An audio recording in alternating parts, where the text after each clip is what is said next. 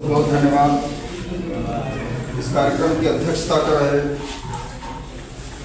इस विद्यालय के प्रधानाचार्य जी श्रीमान अनुज सिंह जी और इस कार्यक्रम में मुख्य रूप से उपस्थित परम आदरणीय श्री ब्रजनरेश श्रीवास्तव जी एवं सभी सम्मानित अध्यापक अध्यापिकाएं और सामने बैठे सभी शिक्षार्थी बंधु। आज हम 3 विषयों पर चर्चा करेंगे। सभी लोगों ने शुभकामनाएं दी कि आप अच्छे नंबर से पास हुए, लेकिन मैं शुभकामना दे रहा हूँ कि अच्छा ज्ञान प्राप्त करिए। नंबर तो आते जाते थे, ज्ञान का महत्व होता है, अंक का नहीं होता। मैं किसी बात का मैं खंडन नहीं कर रहा हूँ, मैं शुभकामना दे रहा हूँ आपको। मैं किसी बातों का मैं खंडन नहीं कर रहा हूँ, मैं किसी बात का खंडन करूँ। खंडन करने का मेरा अधिकार नहीं है, मेरा विचार है। अंक तो आप मेहनत करेंगे, ज्ञान होगा तो अंक तो आपका तो हो जाएगा ना। लेकिन अगर ज्ञान ही नहीं होगा तो अंक के लिए दौड़ते रहिए, भागते रहिए, 80 की स्पीड में जाइए, 100 की स्पीड में जाइए। प्रधानाचार्य जी आपके लिए पूरा यहाँ गेस्ट हाउस खोलते रहे, लेकिन आप अंक नहीं पा सकते। क्यों? क्योंकि आपके पास ज्ञान नहीं है। और ज्ञान, जिसके अंदर ज्ञान होता है, नौकरी करने की इच्छा से पढ़ाई करने वाला नौकर बन सकता है, मालिक नहीं। एक छोटा सा बच्चा है, 7 साल का बच्चा, उसने कहा कि शिक्षा से केवल संस्कार पैदा होना चाहिए, नौकरी तो आपको ऑटोमेटिकली मिल ही जाएगा। एक हमारे क्षेत्र के हैं विनय मोहन जी, DM है। उनका एक भाई अमेरिका में है जो पैकेज पाता, 28 लाख का पैकेज पाता कुछ साल। मैं उनमें उनके पिताजी के बरसी पे गया तो उन्होंने अपने भाई से कहा कि यू आर इंडियन। भाई के लड़के से कहा कि यू आर इंडियन, उसने कहा आई एम नॉट इंडियन बड़े पापा। और भारत के लोग क्या कहते हैं जानते हैं? पढ़ लिख करके जब बच्चा बड़ा होता है ना तो कहता है मैं क्षत्रिय हूँ, मैं पंडित हूँ, मैं ठाकुर हूँ, मैं यादव हूँ, मैं कुर्मे हूँ, मैं बनिया। लेकिन वो कभी नहीं कहता कि मैं भारतीय हूँ। क्यों? क्योंकि शिक्षा का मतलब सीखना होता है, और विद्या का मतलब हम सरस्वती विद्या मंदिर में पढ़ रहे हैं। विद्या का अर्थ आपको विद्या ददाति विनय हम लोगों को पढ़ाया जाता है, विद्या विनय देती है। लेकिन विद्या ददाति विनय भी क्यों नहीं, विद्या ददाति बहादुरम भी होता है। विद्या से हमको बहादुरी भी मिलती है, और बहादुरी में ये सब निहित होता है जहाँ से हमको सब कुछ जीवन जीने का मौका मिले। विद्या संस्कार है, शिक्षा संस्कार नहीं हो सकता, शिक्षा साधन हो सकता है, और शिक्षा हम ग्रहण करें। लेकिन शिक्षा के साथ हमको विद्या का लेना परम आवश्यक है कि जिस व्यक्ति के अंदर विद्या का ज्ञान नहीं है कि हमको अपने जीवन जीने का तरीका। जैसे हम आपको लखनऊ जाना है, वहाँ के मुख्यमंत्री जी से मिलना है तो आपको शिक्षा के माध्यम से आपको बस मिल जाएगा, आप वहाँ जा सकते हैं। लेकिन आपको मुख्यमंत्री जी से कैसे बात करनी है, आपको विद्या के माध्यम से मिल सकते हैं। और भारत में गुरुकुल पद्धति इसलिए दिया गया था क्योंकि लोगों को विद्या दी जाती थी। भारत के कुम्हार को मिट्टी के बर्तन बनाने की कला कहीं अमेरिका का इंजीनियर नहीं देने आता था, कहीं रसिया का वैज्ञानिक यहाँ के शिक्षा देने नहीं आता था। भारत का प्रत्येक व्यक्ति जब लोग आंखें खोलना नहीं चाह रहे थे तो भारत के गुरुकुलों से ये जो नाई समाज के लोग होते हैं वो ऑपरेशन करना जानते थे। हमारे यहाँ का नाई समाज भी ऑपरेशन करता था, जो कैंची और छुरा लेकर के चलते ना, वो ऑपरेशन करते थे।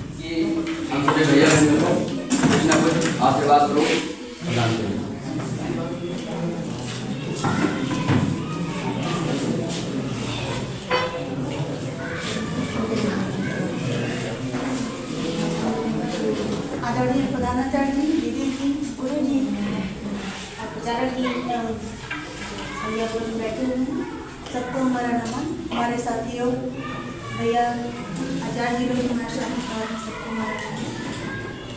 बच्चों को हमारा आशीर्वाद। जैसा कि आज विदाई पार्टी है और सभी भैयों ने आशीर्वाद के लिए किया है, तो सभी को हमारे तरफ से सभी को आशीर्वाद कि अच्छे अंक प्राप्त करके अपने माता पिता गुरुजन का नाम रोशन करें। जैसे कि एक लोग सुनार अपनी कोई भी वस्तु बनाने के लिए उसको ठोकता है, पीटता है, आकार देता है, उसको चमकाने के लिए धार देता है। उसी प्रकार हमने अरुण से लेकर के दसम तक के भैया को इसी प्रकार से चमकाने के लिए, उन्हें अच्छे अच्छे भाव उत्पन्न करने के लिए, किस कला में वो निपुण हैं, किस क्षेत्र में वो आगे जाएंगे, ऐसी शिक्षा देते हुए हमने उनको तैयार किया है कि वो अपने भविष्य को, अपने उज्जवल भविष्य की आगे बढ़कर चमकाएं, अपने माता पिता का नाम रोशन करें और अपने अच्छे अंकों से प्राप्त होकर अपने देश का, अपने विद्यालय का नाम रोशन करें। धन्यवाद।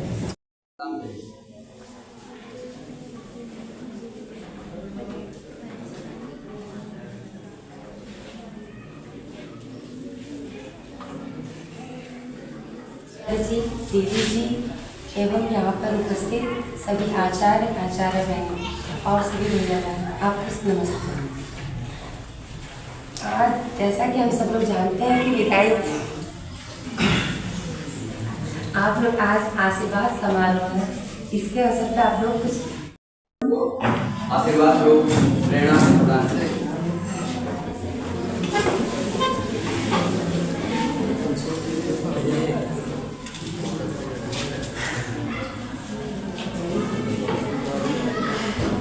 इस 2023-24 के हाई स्कूल के विद्यार्थी एवं मंच में विराजमान अतिथि बंधु, अभिभावक बंधु, आचार्य दीदी एवं आचार्य जी, अब हमें इस आशीर्वाद समारोह में बुलाया गया है तो कुछ आशीर्वाद दिया जाता है। अभी हमारे प्रधानमंत्री भैया ने कहा कि हमें बचपन में इन्होंने ट्यूशन पढ़ाया, तो मैंने उनको ट्यूशन पढ़ाया। ट्यूशन में पढ़ाते हुए उनको बताया कि अच्छे से पढ़ना है, सीखना है और आगे बढ़ना है। मुझे यह खुशी होती है कि यह मेरा पढ़ाया ट्यूशन में पढ़ाया हुआ बच्चा आज हमारे स्कूल का प्रधानमंत्री बना हुआ। ऐसे सभी बच्चों से मेरा आग्रह है कि अपने समय में जो आचार्य लोगों ने सिखाया है उसी का अनुकरण करते हुए आगे अपने लक्ष्य को प्राप्त करें। जो भी स्तर से आपने अपनी पढ़ाई की है, जो भी पढ़ाई की उस पढ़ाई में आगे बढ़ें और अपने भविष्य को उज्जवल बनाएं और अपने देश का, अपने विश्व में अपनी छाप छोड़ें। बस मेरी यही कामना को बुलाना चाहेंगे कि वे आकर हम सभी भैया बहनों को आशीर्वाद स्वरूप प्रेरणा प्रदान करें।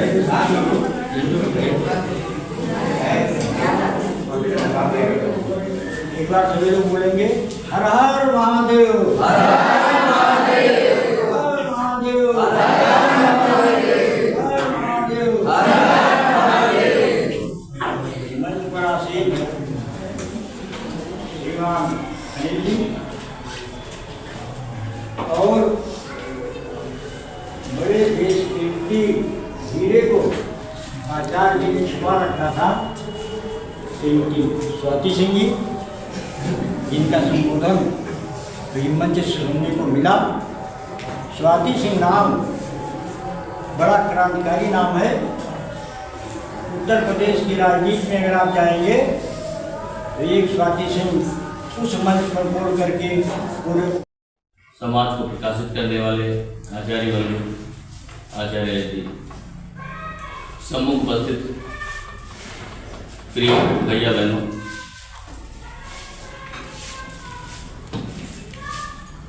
अभी बड़ी देर से आप लोग बैठे हैं और सुनना ही सबसे कठिन है।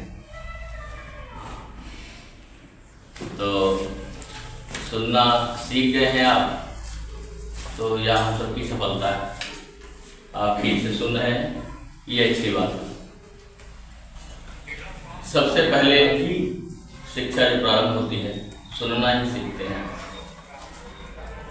और अंत तक सुनना ही सबसे कठिन होता है। पहली सीढ़ी हमने पार कर ली, ठीक से सुनना जानते हैं।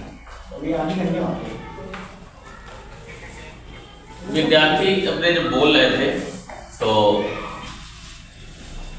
नाम तो दिया आशीर्वाद समारोह, अब कर दिया आभार ज्ञापन समारोह, है ना। सभी विद्यार्थी आभार ज्ञापन कर रहे थे। तो आभार किस बात का? हम सबका काम शिक्षा देना है, विद्यार्थियों को सिखाना है, वह सिखा रहे हैं और आपका काम है कि दिए गए संदेशों का निर्वहन करना, उन पर चलना और बताई गई बातों को ध्यान में रखना। वह आप भी कर रहे हैं। भैया देवेंद्र इतना याद रखते हैं कि गुरुजी जलेबी खिलाते हैं, पानी पिलाते हैं, तो यही तो शिक्षा है। अगर आपने इस प्रकार सुन लिया और इतने दिन तक याद रखा तो यही हम लोग की इच्छा भी रहती है कि विद्यार्थी याद रखे, है ना। हमारे द्वारा बताई गई बात को सुन ले ठीक प्रकार से।